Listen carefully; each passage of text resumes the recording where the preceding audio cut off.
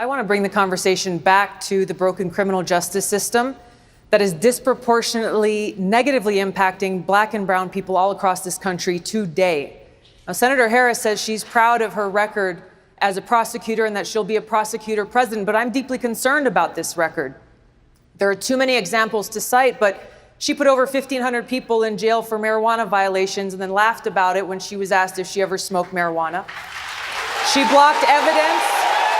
She blocked evidence that would have freed an innocent man from death row until the courts forced her to do so. She kept people in prison beyond their sentences to use them as cheap labor for the state of California. And she fought to keep cash bail system in place that impacts poor people in the worst kind of way. Thank you, Congresswoman. Senator Harris, your response.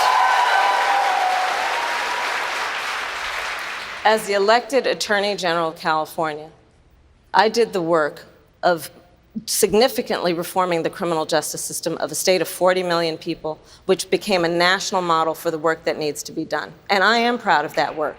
And I am proud of making a decision to not just give fancy speeches or be in a legislative body and give speeches on the floor, but actually doing the work of being in the position to use the power that I had to reform a system that is badly in need of reform.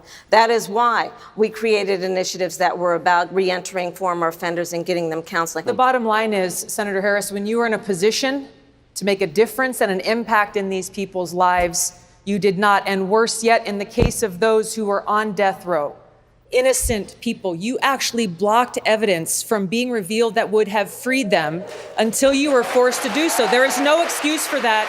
And the people who suffered under your reign as prosecutor, you owe them an apology. Our Democratic Party, unfortunately, is not the party that is of, by, and for the people. It is a party that has been and continues to be influenced by the foreign policy establishment in Washington, represented by Hillary Clinton and others' foreign policy, by the military-industrial complex and other greedy corporate interests. Senator Harris, any response? Oh, sure. I think that it's unfortunate that we have someone on the stage who is attempting to be the Democratic nominee for President of the United States, who during the Obama administration spent 4 years full-time on Fox News criticizing President Obama. That's who ridiculous, has spent full-time, That's who ridiculous. has spent full-time criticizing people on this stage as affiliated with the Democratic Party. When Donald Trump was elected, not even sworn in, buddied up to Steve Bannon to get a meeting with Donald Trump in the Trump Tower, fails to call a war criminal by what he is as a war criminal, and then spends full time during the course of this campaign, again, criticizing the Democratic Party.